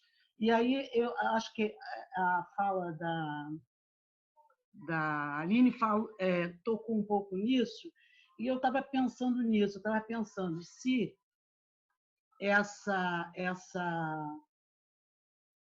questão científica colocada, né, de ficarmos todos com medo do vírus, ela não está pouco clara para as pessoas, quer dizer, a falta de conhecimento desse processo e de que forma essas mudanças climáticas elas vão impactar ou não na questão do comportamento dos vírus. Estava com o microfone desligado. Pois é, essa é uma questão muito importante que diversos pensadores, Miyakoto, o próprio Paul Preciado, Latour, está todo mundo falando de uma forma ou de outra essa questão dessa mentalidade da guerra, do inimigo. Né? Em certa medida, é como se pensar o vírus como inimigo fosse reproduzir em nós mesmos a ideia, essa mentalidade do Estado, né? Que está sempre criando essa diferença muito profunda entre o dentro e o fora. Né? Então, são os amigos, a minha casa limpa, fora é o grande perigo. E aí você começa a reproduzir, inclusive, microfascismos, né? De denunciar o vizinho. Enfim, você começa a criar essa paranoia de perseguição, enfim, reproduzir isso. Eu acho que é esse que é o grande problema, efetivamente, da nossa saúde mental, emocional e política mesmo. Essa impotência que a gente acaba sentindo, porque a gente não olha o vírus justamente como um novo agente, que a gente percebeu a presença dele no nosso mundo, a gente tem que fazer de tudo para acolhê-lo, no sentido não, né? Claro, não é para que ele, né, esteja completamente à vontade para fazer o que ele quer, que isso é o que ele já está fazendo, né? Mas de alguma forma que a gente consiga conceder alguma coisa para ele nessa presença entre a gente, para que ele não precise mais se tornar destrutivo. Né? Eu acho que tem vários autores que estão pensando nessa questão climática, ecológica, gostam muito de uma forma entender esses seres possuindo uma espécie de subjetividade ou intencionalidade com as quais nós temos que aprender a prestar atenção e com as quais a gente precisa aprender a interagir melhor, justamente porque é o capitalismo que é cego, né? Digamos, são essas interações mediadas pelo Estado, mas absolutamente brutas e agressivas em direção ao mundo natural, digamos assim, que é o capitalismo que é cego, é o capitalismo que é agressivo, e em certa medida é como se a natureza estivesse reagindo, né? Mas é sempre difícil falar em termos de intencionalidade, né? Esses discursos que recaem no animismo, mas eu acho que, em alguma medida, é isso que a gente precisa mesmo, é entender esses seres como essa grande teia da vida na qual a gente está inserido, ela depende de equilíbrios, de a gente saber ouvir, de saber entender os tempos e entender os desejos, o que a gente precisa fazer, porque no fim das contas, como disse lá o Paul Preciado no texto maravilhoso que circulou, somos todos vulneráveis. Nós temos que nos entender cada vez mais como uma sociedade de vulneráveis, que inclui humanos e não humanos, e que é isso, assim, isso que a Natasha está falando, eu fiquei muito tocada, porque assim, a gente sabe, né, que a África tem uma série de problemas que não chegam até a gente, mas a gente está vendo justamente cada vez mais a periferização do mundo como um todo. Várias coisas que a Natasha contou, eu já pensei aqui das favelas também, já não tem gente, você acha que não vai ter agressão com pessoas sem máscara na rua? Você acha que já não tem pessoas que não estão ligando para a presença do coronavírus aqui nas comunidades? Porque imagina, já tem que lidar com milícia, já tem que lidar com bala perdida, já tem que lidar com dengue, já tem que lidar com abandono do Estado. Esse é só um vírus de rico que chegou, entendeu? Que, né, veio de fora, veio da Itália, sei lá. É um vírus de rico que é só mais um problema com que eu vou ter que lidar. E eu não posso me dar o luxo de parar minha vida por conta disso.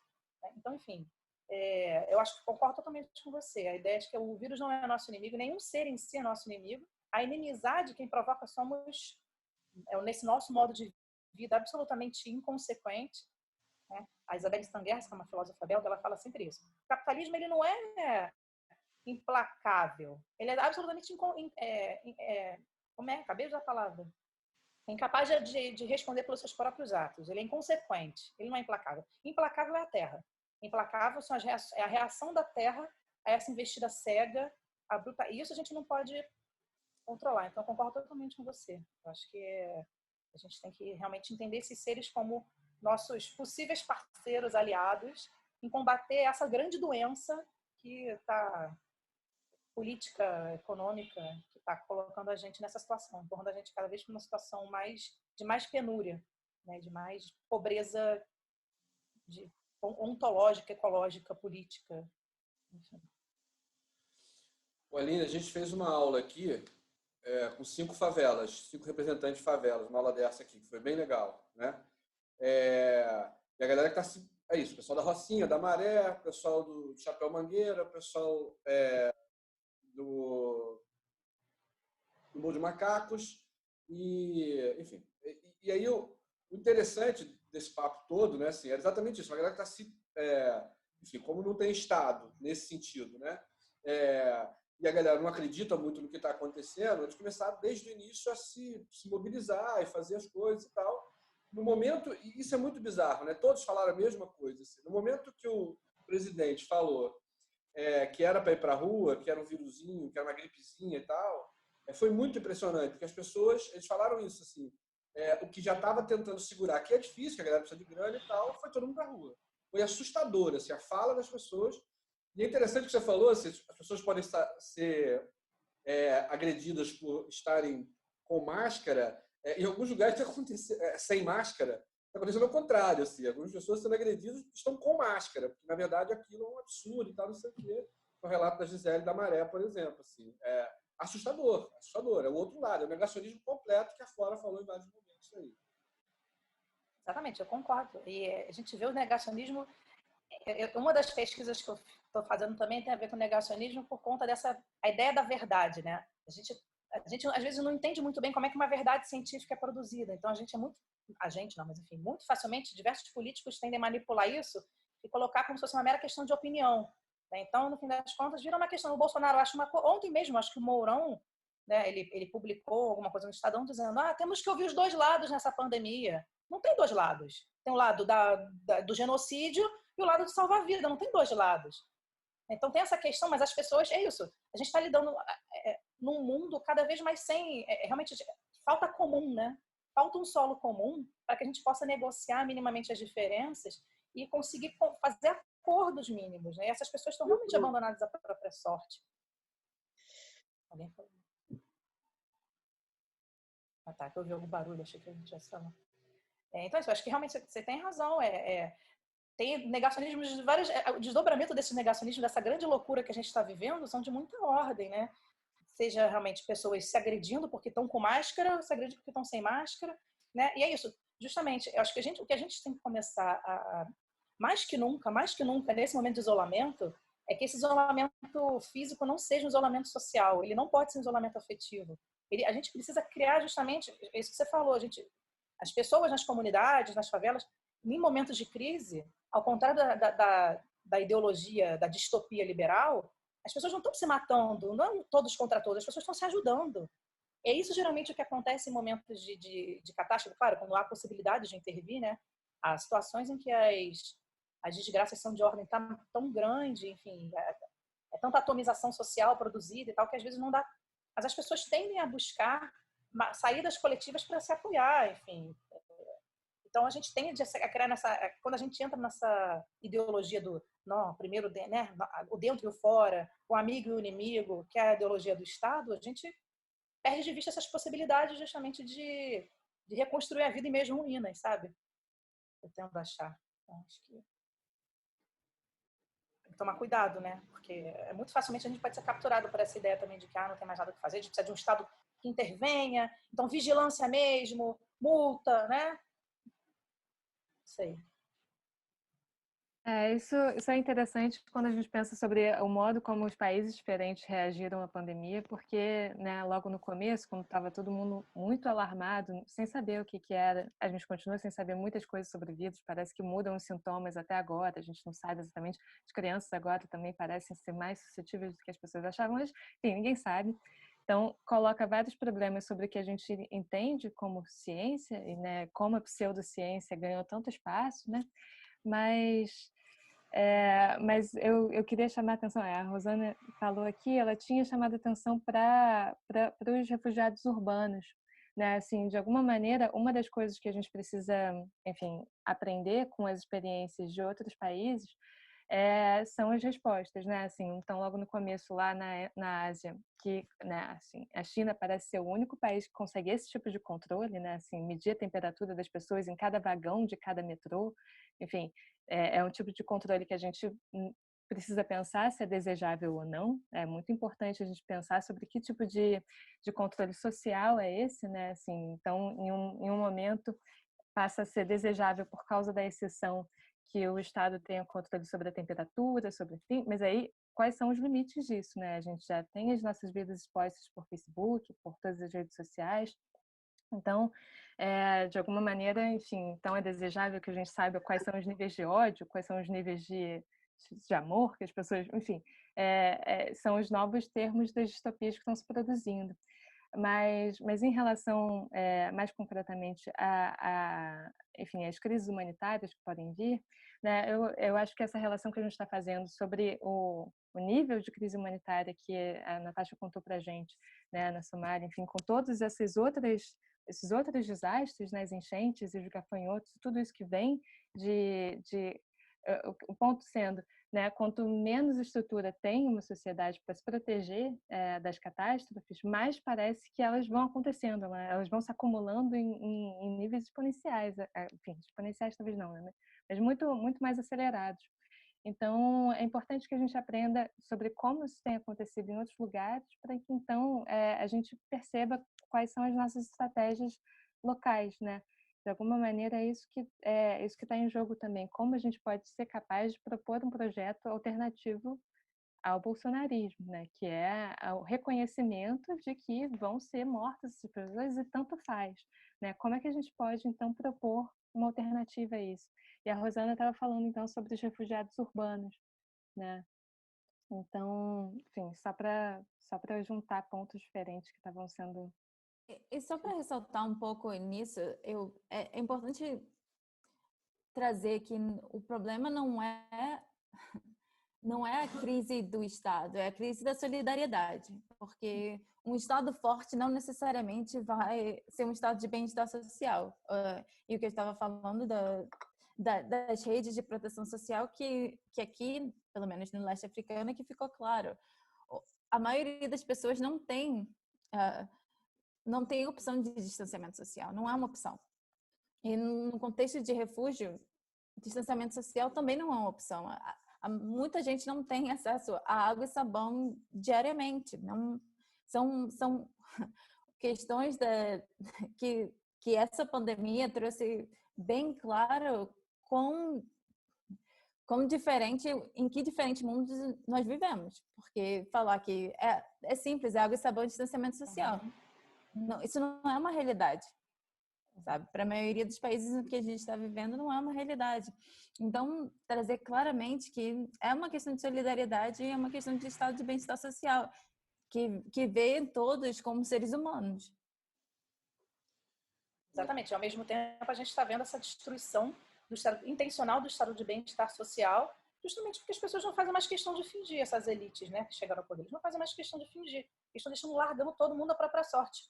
Porque por mais que houvesse aquela mentira, né, da globalização, né, do progresso, ainda havia mentira. Ainda havia quem sabe, se tivermos, né, vamos chegar todos lá, mas não vai mais ter recurso, não vai ter mais estabilidade e não tem vontade política, justamente. Então, acho que isso que você está falando da crise de solidariedade é muito importante, porque é essa solidariedade que a gente tem que restituir, né? Somos todos, né, não vivemos todos no mesmo mundo, né, não só porque, né, o que acontece na África tende a ser muito mais invisibilizado e com consequências muitíssimo mais graves por esses acúmulo de destruições, mas mesmo aqui entre nós, essa Zona Sul e a favela, a Zona Sul, então, parecem que são mundos diferentes mesmo que estão coabitando, né? E na verdade nós somos muito mais próximos em termos de solidariedade, ou deveríamos estar, dessas pessoas da favela, das pessoas que estão na África, do que do Trump e do Bolsonaro. Eles não vivem o mesmo mundo que a gente.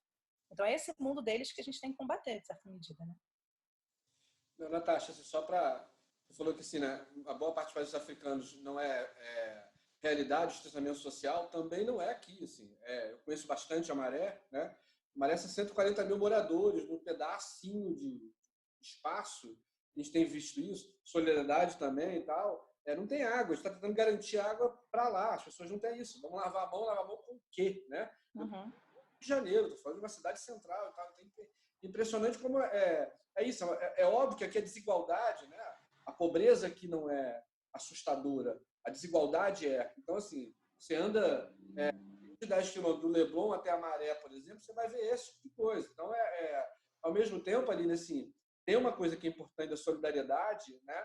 Mas ela está se perdendo também. Assim, é assustadora. Eles também não estão imunes com essa coisa do individualismo. Então, é muito claro isso. Né? Você tem uma galera fazendo isso, tem uma outra galera falando, olha, não tem nada não, vamos para a rua mesmo e tal, não sei o quê.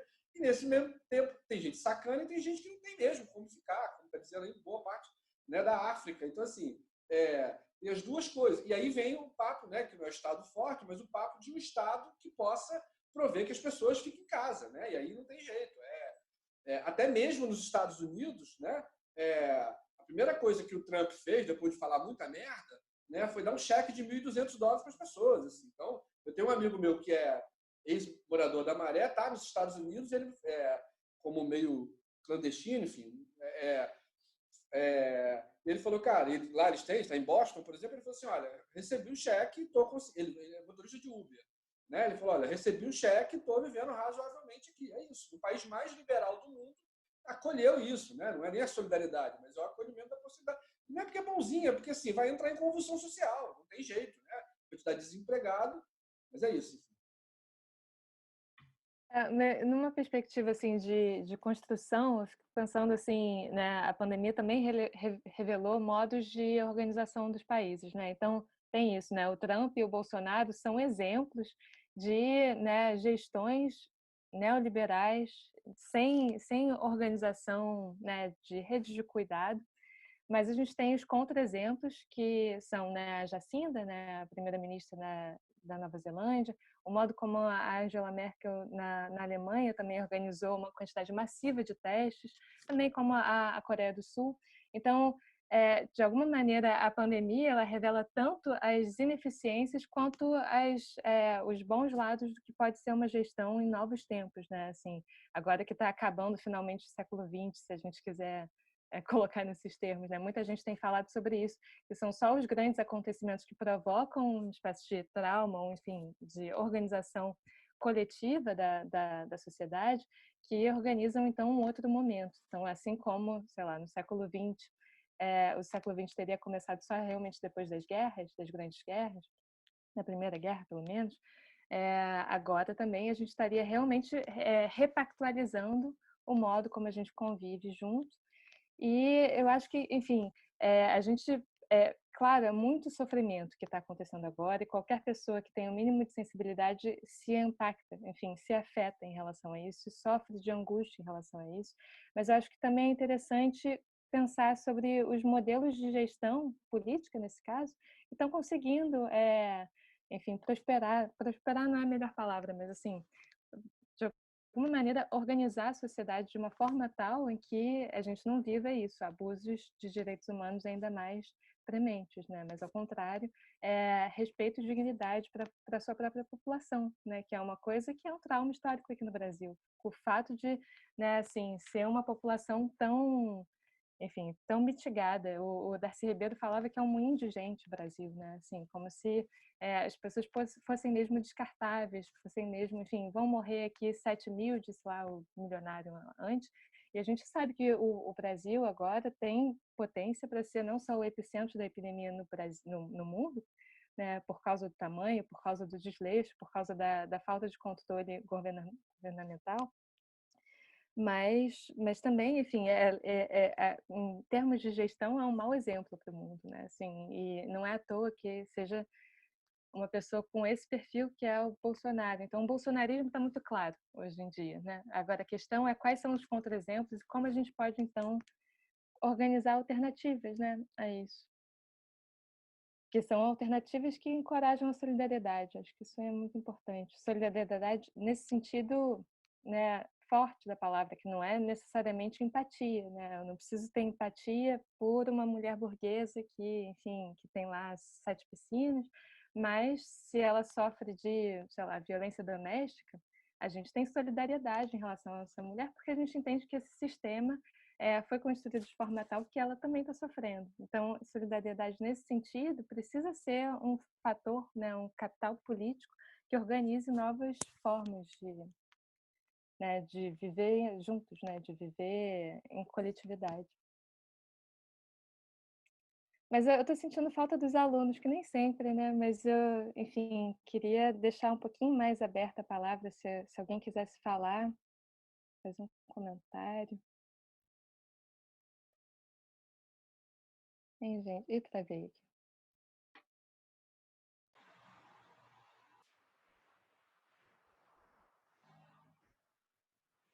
Saudade do salão, né, Flora? Porra, que pariu.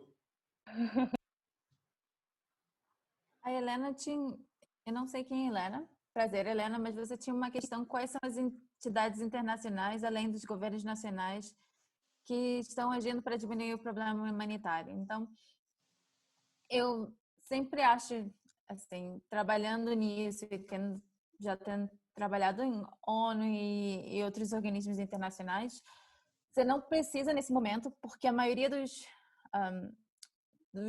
governos e a maioria dos fundos estão indo para as Nações Unidas nesse momento. Então, se você quiser ajudar as entidades internacionais, doar, buscar organizações internacionais que estão trabalhando nesse tema, seja o Médicos Sem Fronteiras, que precisa também de doações externas para o trabalho que eles fazem, porque é completamente parcial, eles não aceitam financiamento de países para manter a imparcialidade, e eles geralmente são os primeiros a responder. Organizações como o Conselho Dinamarquês de Refugiados, que trabalham no tema de WASH, que é água e saneamento, mas também que você possa ver o tema de accountability, de prestação de contas com as comunidades. Então, uma boa organização internacional vai te mostrar, por exemplo, se eles recebem queixas das comunidades, como é a prestação de contas. Então, buscar a transparência da organização e o que eles fazem também é importante, porque tem muitas organizações internacionais, infelizmente, que investem bastante dinheiro em comunicação, mas pouco dinheiro em prestação de contas com comunidades com que eles trabalham. E isso não é boa prática. Em geral, se você está buscando também no Brasil, buscar organizações locais, porque geralmente é o que precisa mais de apoio. Porque organizações internacionais, bem ou mal, a gente tem estrutura para captação de recursos de uma forma mais a larga escala. Claro que se quiser ajudar, a gente aceita, mas organizações locais precisam muito mais de ajuda e não tem esse dinheiro para captação. Em momentos como agora, que são cruciais, eles não vão ter nenhum recurso de captação. Então, é um bom momento para ajudar organizações locais. Se ninguém tiver uma pergunta, eu queria comentar isso que a Flora falou, porque ela falou, e eu concordo completamente sobre isso, da solidariedade se tornar um eixo importante, né, dessa organização, dessa política por vir, né, essa política que a gente precisa ser capaz. Não quer dizer que a gente não seja capaz, é isso. Eu acho que tem um livro na época que eu li, eu fiquei muito impactada, da Rebecca Solnit, que é Esperança no Escuro, Hope in the Dark, em que ela tem essa tese, né, de que ao contrário da nossa ideologia, né, liberal, de ai meu Deus, uma desgraça, e acabou e o mundo, o que você vê mais é no momento, sei lá, Katrina, claro, ela é americana, né, então ela foca muito em episódios nos Estados Unidos. Katrina, o próprio furacão Florence, você começa a ver justamente o Estado abandonando as pessoas à própria sorte, ou só prestando serviço para os ricos, né? E toda uma cadeia de pessoas que vão se ajudando e vão, de alguma forma, conseguindo se oferecer solidariedade, se oferecer apoio. Enfim, então, eu acho que esse tipo de solidariedade sempre existiu, vai continuar existindo, que a gente tem que ser capaz de fazer disso uma inteligência política para manter, né, para exigir controle, para exigir mais ações de governo. Enfim, como a gente vai fazer isso, eu não tenho muita ideia. Né? Enfim, acho que tem muitas experiências, mas ao mesmo tempo eu acho que a gente está vivendo uma situação que exige também que a gente, em muitas medidas, reinvente a nossa inteligência, nossa tradição política. Né? Não sei também como isso vai se dar, mas a gente realmente talvez precise de novos termos para entender justamente que o mundo que a gente passou a habitar agora não é mais aquele mundo, por exemplo, mesmo que o Marx viu, não é mais um mundo que você podia contar com industrialismo, com melhoria de produção, né, enfim, de bem-estar. Você não pode mais contar com uma terra estável, você não pode mais contar com uma série de outras coisas que antes você poderia pensar. Então, claro, não estou dizendo que o marxismo tem muito a oferecer, por exemplo, mas a gente ser capaz de atualizar Marx nos termos atuais, né, de entender essa formação do coletivo, que foi isso que Marx foi capaz de fazer, né? Criou um povo, criou um coletivo proletariado. Como é que a gente cria um coletivo adequado para as ameaças que a gente está vivendo hoje, né? Então, eu acho que além da solidariedade, tem duas coisas muito importantes que a gente tem que ter em mente, né? que a gente, tem um texto que eu li recentemente que falava o seguinte: está aí o século que prevíamos. Finalmente, isso que a Florinha falou, né? Finalmente o século XXI chegou. Né? E para a gente entender o que pode ser otimismo e pessimismo nesse contexto, o que pode ser luta, né? A diferença entre um wishful thinking, outro otimismo infundado, não, a tecnologia vai resolver, né? A gente vai se organizar, né? E também não cair num derrotismo, né? Então, para a gente não se situar no meio, entre o negacionismo, que é esse otimismo infundado, vai tudo certo, tá tudo bem, e um derrotismo, tá tudo ferrado, não tem mais o que fazer, a gente vai ter que aprender justamente a recuperar esse presente, esse lugar em que a gente está. Né? Não negar, mas também não se desesperar e entender que daqui para frente, se a nossa referência for esse mundo que prometiam para a gente de prosperidade, de estabilidade, realmente, se a gente está esperando por isso, a gente tem que ser pessimista. Esse mundo não existe mais. Agora, o que pode ser otimista? O que pode significar ser otimista com o mundo todo a se descobrir? Um mundo novo aí para a gente tentar desvendar e criar novas formas de existência, de resistência, de solidariedade, né? Sem negar, não vai voltar, aquele mundo não vai voltar atrás. Né? O que vem pela frente é pandemia, mudança climática, tá? Como é que a gente faz para que isso se torne cada vez menos impactante, que isso se torne cada vez menos destruidor dos laços sociais? Então, eu acho que o tipo de luta que a gente vai ter que ser capaz de travar a partir de agora vai passar por essa reinvenção, eu acho, sabe? Pode parecer triste, mas é o que a gente tem. Esse é o mundo que a gente tem, esse é o mundo que a gente herdou. Então, a nossa, aquela música do Emicida, né? Cartas de amor para o mundo em decomposição. Eu acho que isso a gente vai ter que ser capaz de fazer, né?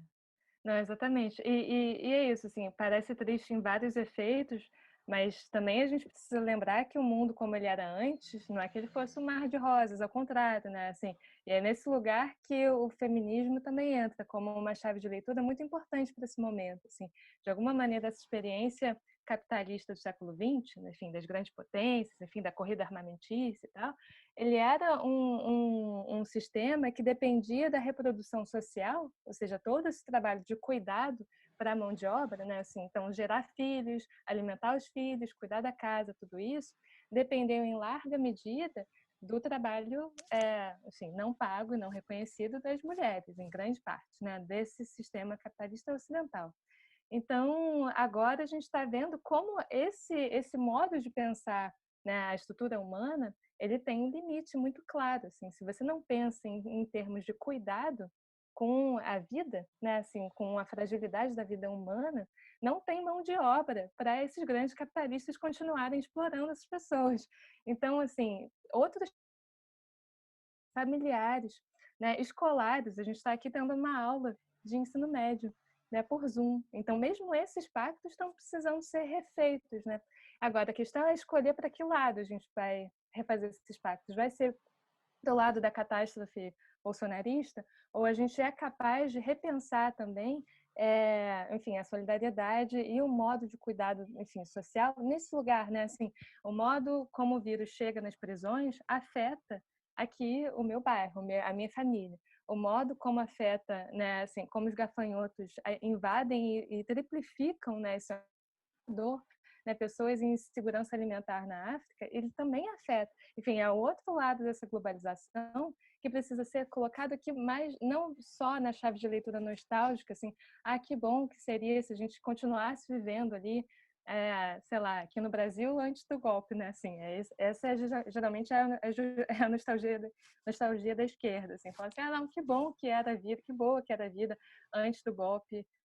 Não, assim, a gente já estava vivendo ecocídios, já estava vivendo, né, um sistema de catástrofe, né, enfim, de compreensão de um sistema de bem-estar baseado na exploração insustentável da natureza. Enfim, sustentabilidade já é um termo complicado, mas enfim, a gente repensar então quanto a explosão dessas questões também serve como oportunidade, né? Isso é um clichê, mas é verdade, né? A crise é a oportunidade para repensar os nossos pactos, e aí através de um modo que seja não o desejo de voltar atrás naquele período que parecia glorioso, mas ao contrário, realmente, né, tomar os problemas que o século XX trouxe para a gente como, dentro dos seus diagnósticos, para que a gente consiga pensar uma sociedade em que a gente queira viver, que não seja só um moinho de gente. Enfim, estou aqui pregadora da praça. Laura. Fala, Márcia. Não, só que eu até coloquei ali, né? Quando você diz o cuidado com a vida, né? E é o cuidado com a vida de todos os seres vivos. Isso é que é fundamental. Quando a Marlene falou, né, do vírus, ele não é nosso inimigo, ele está lá vivendo tranquilamente num outro hospedeiro que não somos nós, e a gente invade os espaços, a gente destrói, né, locais, a praga dos gafanhotos, eles não estão por aí por acaso. Tiraram o alimento dele, eles têm que buscar em outro lugar. Então, é isso. Esse cuidado com a vida, eu acho que tem que ser um cuidado assim com todos, em todos os sentidos. Com certeza, com certeza. A gente está chegando no final da nossa aula. Enfim, eu acho que com toda a tristeza que vem de realmente estar diante do sofrimento das pessoas, enfim, diante do sofrimento que, como você acabou de falar, por isso que é bom ter os professores de biologia aqui, né? Enfim, né? A natureza realmente não tem intenções, né? Não é isso que a gente está dizendo, mas que de alguma maneira isso mostra o quanto de arrogância teve no funcionamento da organização dessa sociedade para achar que a gente era imbatível, que tinha aqui um sistema de saúde, que não sei o que lá, né? Mas, fala, Aline. Eu só queria comentar que essa é uma coisa que sempre vem, a coisa da intenção, né? Talvez valesse a pena a gente pensar, não a natureza como um grande sistema organizador, né, que teria uma intencionalidade ou de preservar a vida, ou de destruir a vida, ou se vingar, mas pensar como todos os ínfimos, pequeníssimos seres vivos, como se eles tivessem, sim, a sua intencionalidade no sentido de todos eles estão querendo prosperar, e todos eles estão querendo continuar existindo. E o que a gente vive é uma grande, então, um caos de seres agindo uns sobre os outros. E é por isso que é tudo tão imprevisível. A gente tem que tomar muito cuidado para não perder essa dinâmica, né? Eles estão todos agindo uns sobre os outros. Essa é meio que a ideia da teoria de Gaia, né? O planeta todo é formado por essa sucessiva história longínqua de muitas interações de uns seres sobre outros. Então, nesse sentido, a gente pode pensar a intencionalidade individualmente dos seres querendo seguir existindo, né? Então, o vírus está só aproveitando as oportunidades que apareceram para ele. Ele não é mal em si, né? E nem a natureza tem uma intenção, porque fica também aqueles ecofascismos, né? Olha aí, a natureza está se vingando da humanidade, bem feito. Peraí, também essas coisas estão acontecendo, vocês estão vendo, né? Não, gente, calma aí, não tem essa grande providência, né? Vamos parar de trazer ela à tona de novo, né? Vamos entender que é muito mais sutil e muito mais bonito e frágil, delicado, e é disso aí com que a gente tem que começar a aprender a viver. A beleza dessa grande rede caótica que sustenta a nossa vida. Isso é um milagre a gente estar aqui, né? Então, enfim, só para que você tocou a coisa da intencionalidade, que volta e meia eu tô vendo uns ecofascistas dizer, a natureza tá se vingando, bem feito. Exatamente. E aprender também que mesmo na natureza tem competição, né? Nesse sentido de todo mundo quer sobreviver, mas tem muita cooperação dentro dos ecossistemas. É sobretudo cooperação, né? Não é uma coisa ou outra, assim, todo mundo quer sobreviver, mas a gente sobrevive melhor em conjunto. Então, é isso. Mas agora já passou de meio-dia, a gente vai encaminhando para o finalzinho da aula. Não sei se alguém mais quer fazer um comentário. Leon quer falar alguma coisa? Marlene? Lélia? Não, assim, a gente gravou aí a aula, depois vai... É bem legal, assim. É isso, assim. É interessante, né? Assim, dar aula nesse lugar aqui com a maior parte das câmeras desligadas, assim, a gente não sabe se... Isso, assim, é um negócio maluco, né? Ao mesmo tempo, a gente sabe que tem uma galera interagindo, enfim, porque cada um tem suas especificidades, então, né? Quando é dividido por turma, mais gente participa e tal. Mas eu acho que foi uma bela discussão. Obrigado, Aline, por todo o debate que você trouxe. Obrigado, Natasha, também. Enfim, a gente tem conseguido, né, Flora, e todo mundo que está aqui, Márcia, tem conseguido, na verdade, trazer gente para debater com a gente, conversar com a gente aqui, né? Eu acho que isso é fundamental, é tentar né, fazer o que a gente sempre fez, é continuar discutindo horizontes, é tentar, no meio da pandemia, no meio de um desânimo grande em várias coisas, mas procurar ânimo, porque eu acho que a gente precisa disso, né? A gente precisa sair da sobrevivência para a vivência. Eu acho que é importante isso. E a gente, nessa escola aqui, pelo menos, a gente tem um pouco essa prática de estar... Eu falei assim, que saudade do salão, né? Porque é isso, no salão já estaria um monte de gente levantando a mão, a porrada comendo e tal. Que bom que vocês vieram aí dividir a gente com os seus conhecimentos aí. Leão. A Rosana queria falar. Fala, Rosana. Oi, vocês estão me ouvindo, não? Uhum. Eu ia fazer só um comentário rápido, assim, que eu estou feliz de ter podido hoje assistir, né? Estou achando muito legal essa proposta de vocês de trazer essas discussões.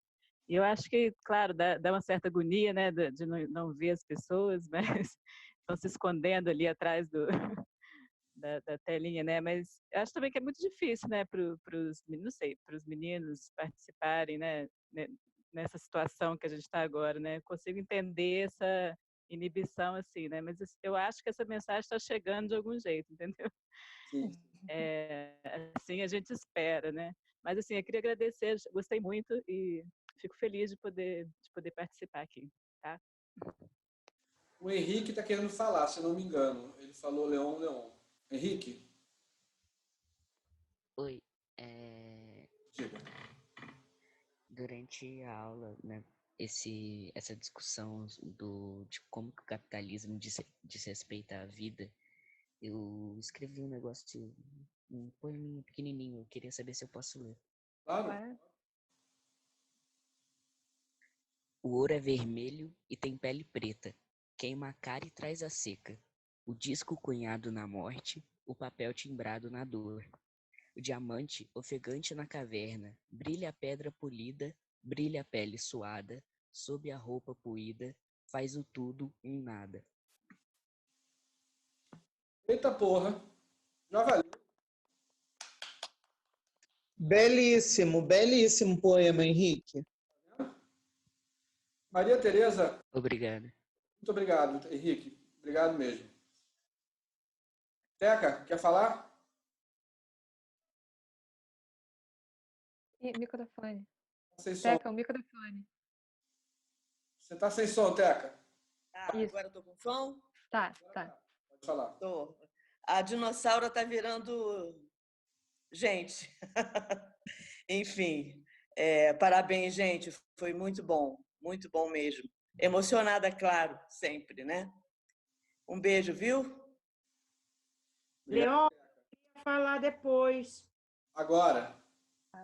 Olha, brilhante, fantástico, parabéns às duas palestrantes, a você, a Flora, realmente, SEAT é SEAT, porque um trabalho desse, eu que já sou até mais de 30 anos de sala de aula, nunca vi igual em lugar nenhum.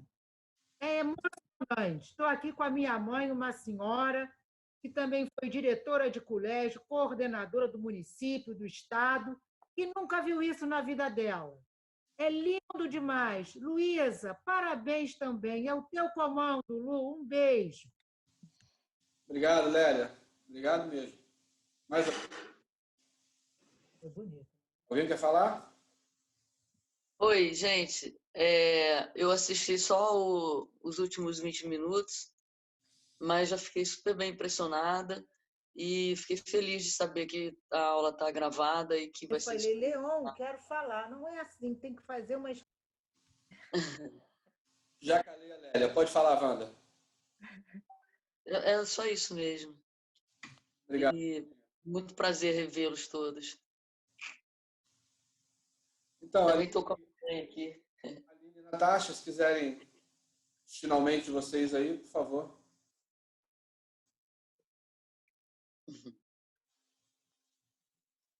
Não, foi para mim uma experiência muito boa, porque eu não trabalho no Brasil faz muitos anos, então também ser parte da discussão, mas para os alunos e para todo mundo envolvido, isso não foi uma discussão derrotista. Você tem capacidade e agência de mudar e nós podemos ainda mudar o nosso futuro.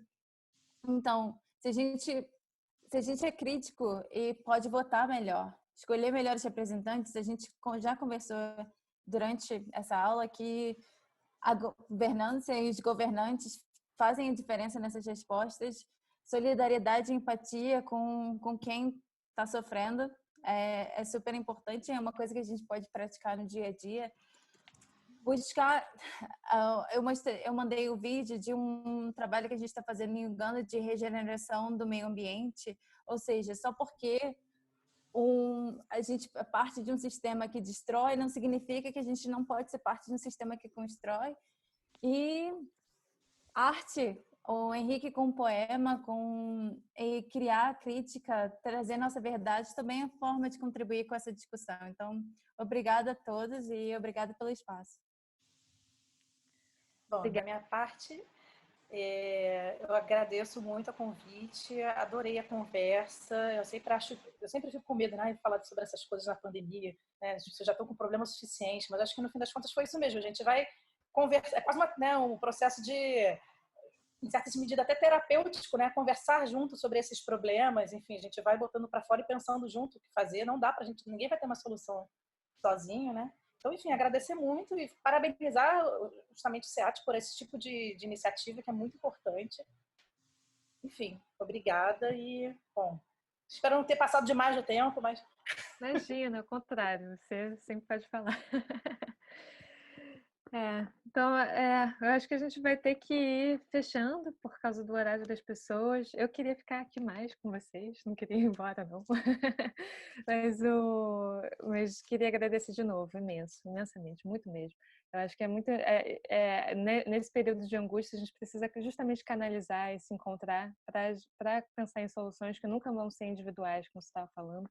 Elas precisam ser soluções coletivas. Então, é por isso que é tão importante a gente ter, né, não isolamento social, que nem você estava falando ali, só isolamento físico mesmo. E pensar em soluções sociais, coletivas, construtoras. Muito obrigada a todo mundo. Gente, vocês viram aqui no chat que o ministro da Saúde renunciou? Oi, socorro. Colocaram aqui no chat. Ai, cara. Olha que... Vamos continuar. Vamos acabar com uma boa notícia. O Botafogo está há 58 dias sem perder. Isso para mim. Perfeito.